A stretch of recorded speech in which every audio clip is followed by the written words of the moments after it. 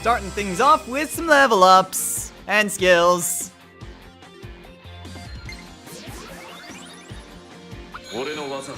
Okay, so what have we got? We got Axe Thunder. Okay. That way we can at least get in some sessions with Mamori. Next up is Kane, who has a boost to Horse Slayer. That's pretty nice. And Keita, who has Fire Wind. Okay.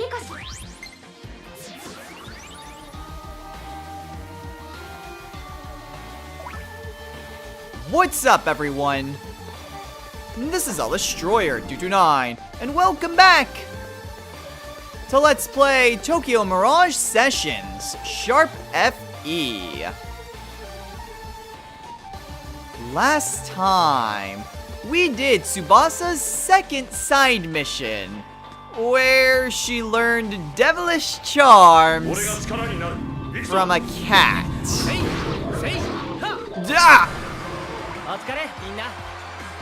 Storm and Stress. No idea what that was, but whatever. Play record's a play record. In this episode, we have returned to the Illusionary TV station because there is something that I wanted to take care of. Aha, yes!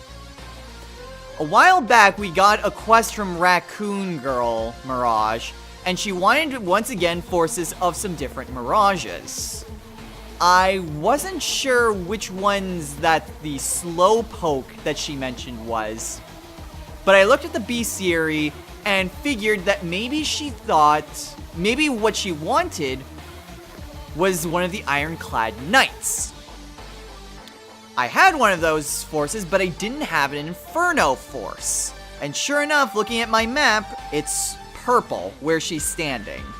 So we are going to go turn in that quest before we really go and do anything. First things first though, there's you.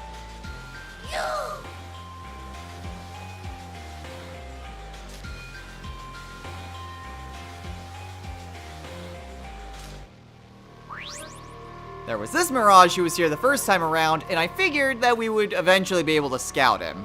So since we're here...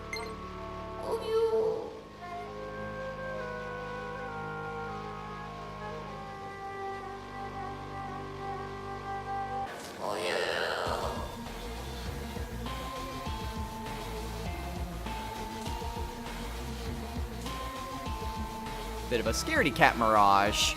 Alright, so let's go ahead and teleport close to the Raccoon Girl, and then we can turn in this quest. It seemed weird, there was just that one force that I wasn't sure about, and it turned out that one that we did know about was the one that we needed. Go figure.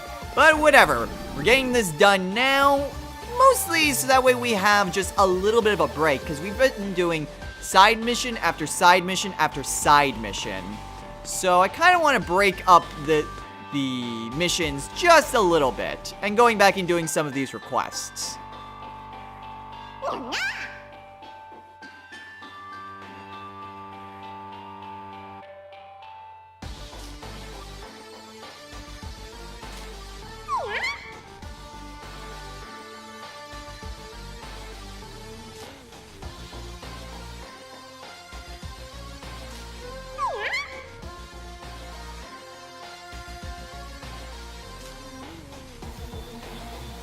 It was the Night Force! Aha!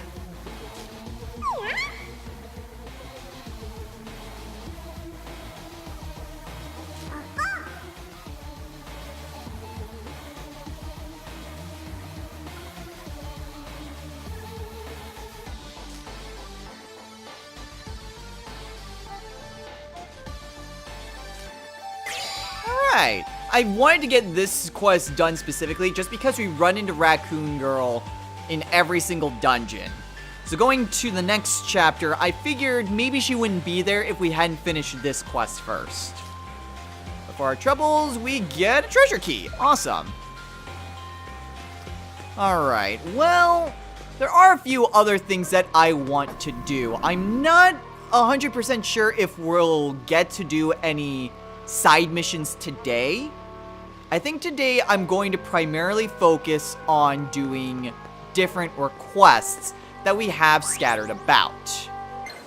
And so our next destination is actually close to the entrance of this dungeon. Over here, close to the first lantern, Demon Anna's back. I have checked the map on my gamepad just to see if there were requests in like every dungeon, and I'm not sure about every single one, but Demon Anna does seem to show up in all of these idolospheres. Yes, there's even a request over at the Illusionary 106. So we can even return there and try to do some of these requests. I know these are repeatable, but for doing them once does unlock a play record.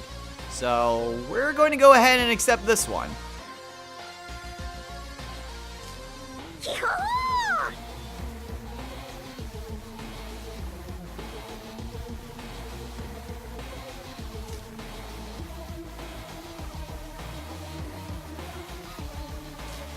Alright, so this one is Fem's Horn Delivery. Judging by the name, I'm guessing we're hunting Yamotsu Shikome. That or wyverns, but I'm more leaning towards the Yamotsu Shikome.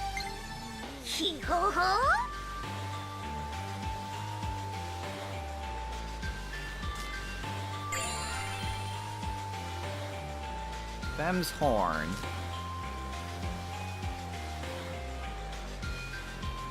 I was right, they are from Yamotsu Shikome.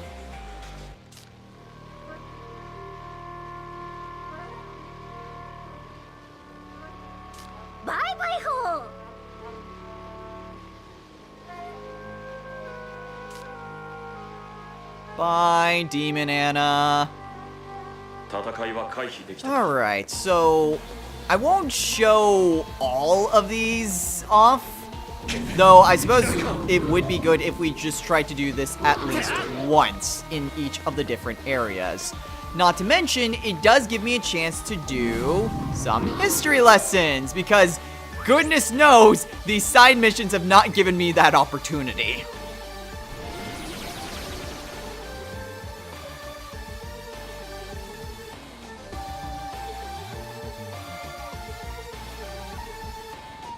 So while we're hunting these Yamotsu Shikome, I'm going to go over our next Mirage in terms of the history lessons!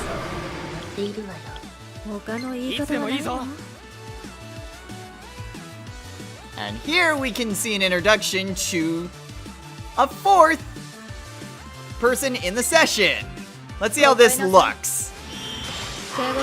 Okay, so that completely murdered it. Trio session! Okay, so she just kind of jumps in from one of the random spots. But whatever. Get a bunch of Yamotsu force from that. And the indomitable armor. More importantly though, Tharja gained a skill. Maza! I don't really care.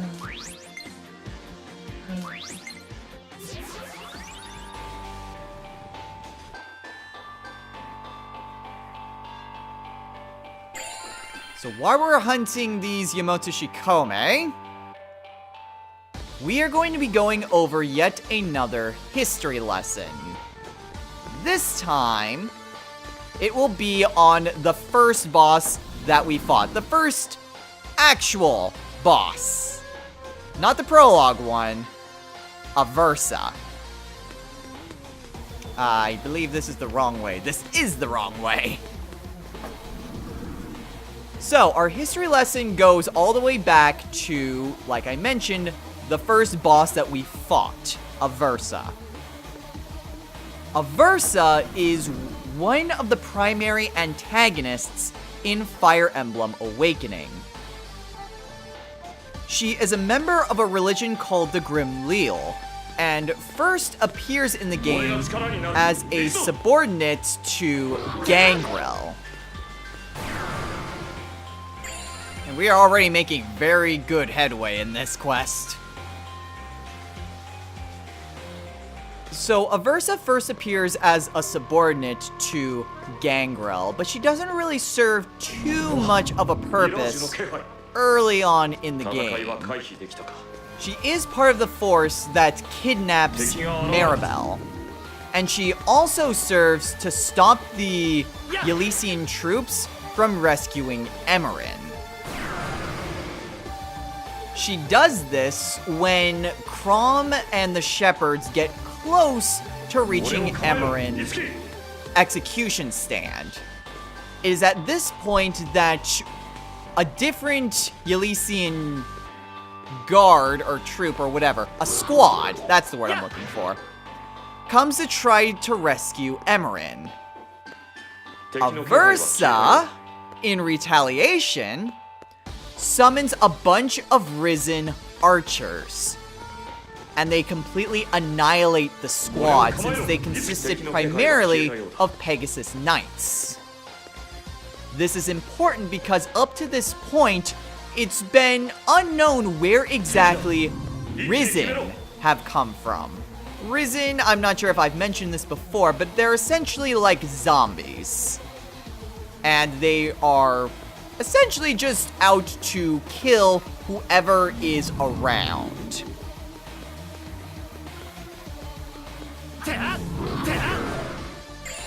I apologize if there's a lot of cutting. A lot of it is just me being silent and trying to remember exactly everything, because it has been a while since I wrote down my notes and I'm trying not to just read and playing at the same time. Can be kind of tricky. Alright, but that finishes up this quest. So while Aversa was instrumental in kidnapping and stopping Emerin's rescue, she is noticeably absent when Gangrel confronts Crom, and she disappears for a little while. Yeah. This will have to continue when we go to our next destination, since we're going to be traveling to a bunch of different dungeons to do the rest of Demon Anna's quests. So I'll meet you guys over at our next spot.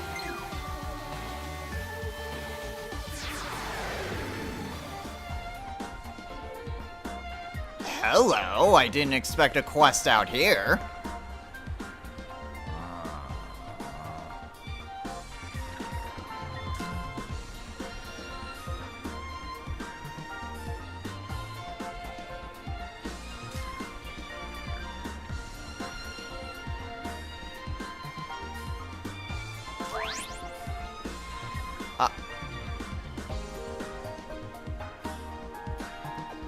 Okay, just the name. Just the name. What? Okay. This is weird. Normal guy can see a gate to an idolosphere. And the quest is called Iori in Love. Cue the reference. Alright, fine. Go ahead and accept this quest. What exactly do you want us to do?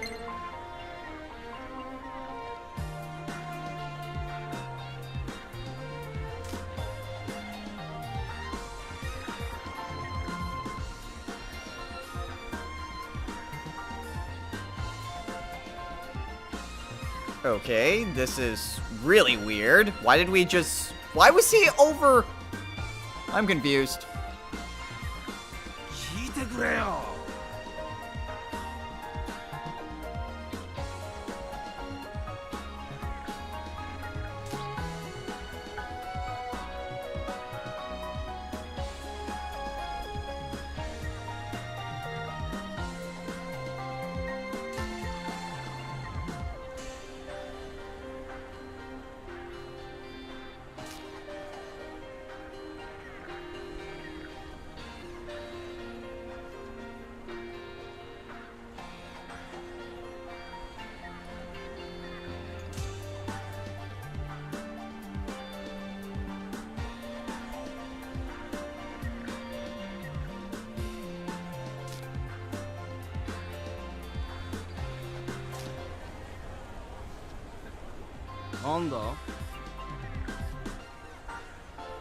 Yes, because I'm still very confused.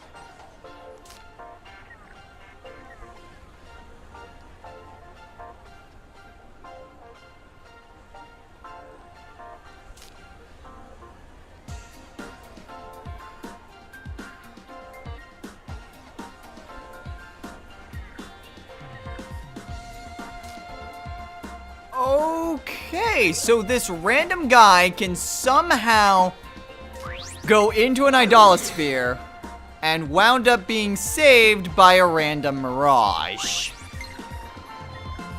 Okay. And he inevitably fell in love with her. Oh! Oh, of course it's one of the clerics. Oh. You look very... It's just a dark cleric. I was gonna say, you look very similar to someone that we've talked to before.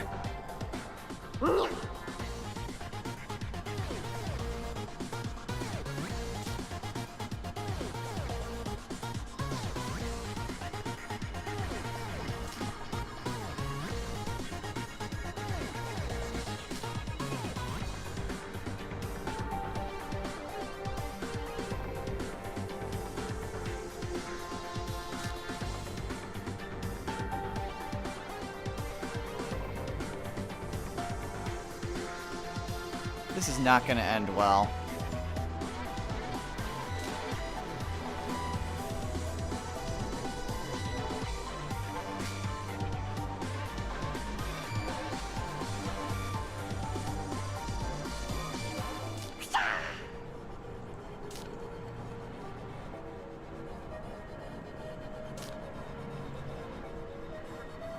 Well, I can only imagine this ending in heartbreak. But before we do that, we do have other business here in the Illusionary Shibuya, and that is fighting Dark Shamans for Demon Anna's quest here. And it's at this point that I'll continue my history lesson on Aversa. Now, Aversa is then gone for a few years, but later returns as Plegia's new king's subordinate. That being of a man named Valadar. Valadar was seen previously in the adventure, yet no one can really believe that it's the same man, since that person died while trying to kill Emerin. Ah, crap. So, was this the same guy? The shepherds weren't so certain. However, regardless, Aversa serves Plegia's new king once Gangrel is defeated. Now, for the second act of Awakening, Aversa once again just kind of stays out of things. But that's not to say that Aversa stayed out of things completely. She in fact had a very huge influence on one of Valm's greatest assets. She is able to manipulate Valm's lead tactician, Ixalis, in order to stop Crom and Valm, in exchange for the Fire Emblem. Now, of course, Aversa didn't really have any plans of actually giving Ixalis the Fire Emblem, but her promises were enough to sway him to try to work for her as opposed to Valm. Now, once Crom comes back from the Valmese invasion, he's only missing a single jewel of the Fire Emblem, which is in Valadar's possession. Long story short, Valadar is able to take the Fire Emblem from Chrom in order to perform the Awakening Rite. However, this Awakening Rite is not the same one that Chrom is potentially going for. No, Valadar wants to use the Awakening Rite to summon the Fell Dragon Grima.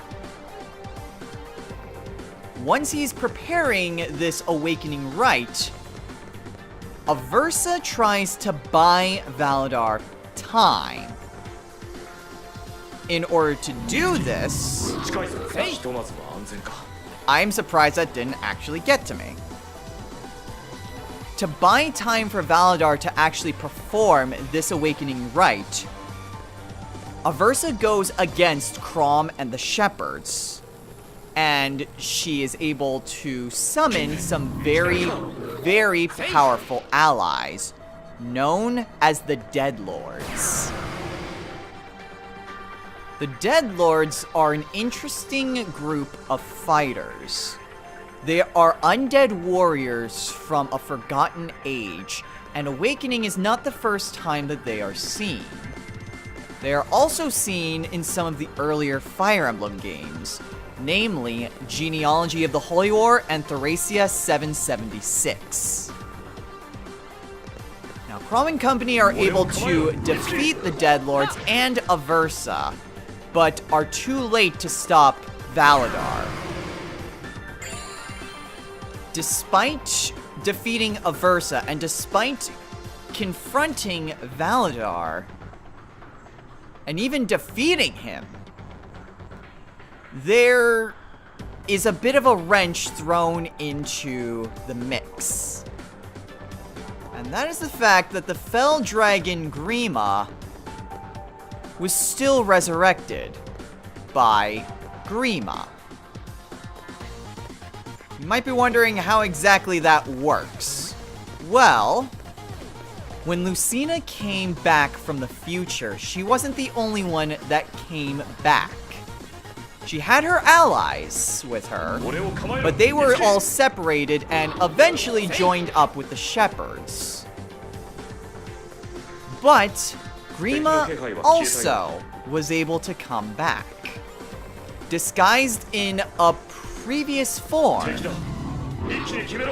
Grima allowed the Shepherds to gather the gems and reforge the Fire Emblem, and managed to take the Fire Emblem for himself in order to resurrect himself.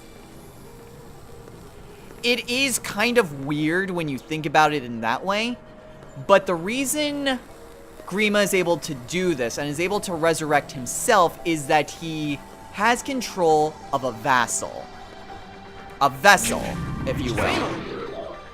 Someone he is able to control who is completely compatible with him.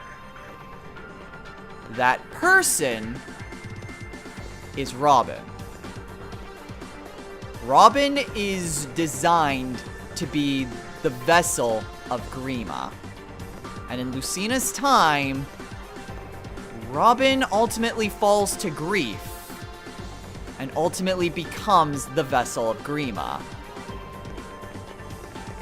This time, however, Robin refuses to become Grima's vessel.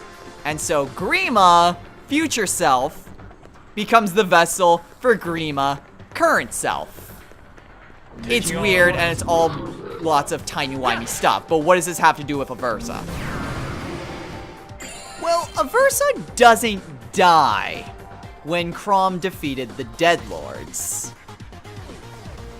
And it seems like I've completed everything here. She does manage to escape. Now, Aversa is extremely loyal to Valadar. Valadar essentially saved her as a child and basically treated her like an adopted daughter. As such, she is incredibly loyal to him, even when Valadar dies. She remains a faithful servant to the Grim Leal. and ultimately tries to stop Chrom once he and the Shepherds try to establish some sort of plan against Grima. You fight Aversa again at Origin Peak, and she, in essence, is the penultimate boss before you go and fight Grima. She's incredibly loyal to her cause until the very bitter end, and it is at Origin Peak where Aversa is slain by the Shepherds. Now, of course, Aversa also falls under the same trap as Gangrel does in terms of the post-game paralogs, but I've already made my grievances known about that, so I'm not going to repeat myself here. So with all that taken care of, let's go and finish off this quest, and then turn in our 2 quests for Demon Anna. Hello, Mr. Iori. Wow, this is actually a pretty quick quest. Yeah, about that monster girl. Ugh.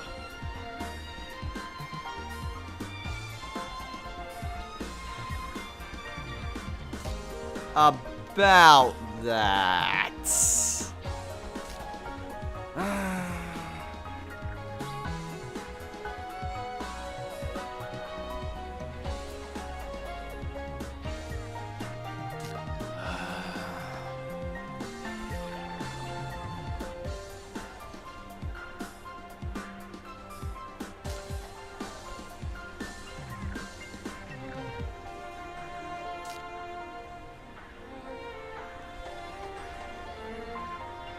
Oh, geez. I can already tell this is going to be a repeating NPC.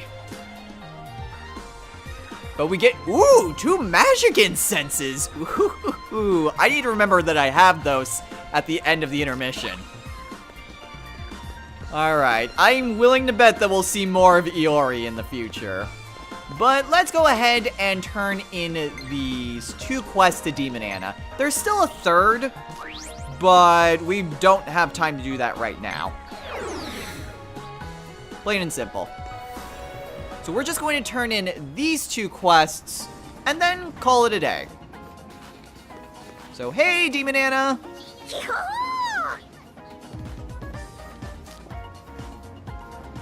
We turn over the Everburn Cloths, and we get 2 Melmarks, and a Mirage Stone, okay. And then the Fem's Horn, we get 2 Melmarks, and a Dekaja Stone.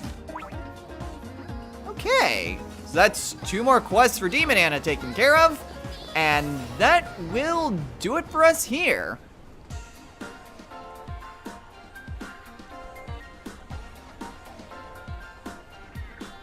We do still have Ayaha's quest, but it does take us back to the Illusionary 106. So I'm going to hold off on doing that one until a little bit later. It will still be during the intermission, but more than likely we'll go and do that once we're finished with all the side missions. And then we can also just do Demon Anna's other request once we're over there. So, with all that said and done, next time on Let's Play Tokyo Mirage Sessions, Sharp FE. We're pretty much done with the requests for the time being, and now we're going to get back to the side missions. We still have Kiria, and we still have Barry.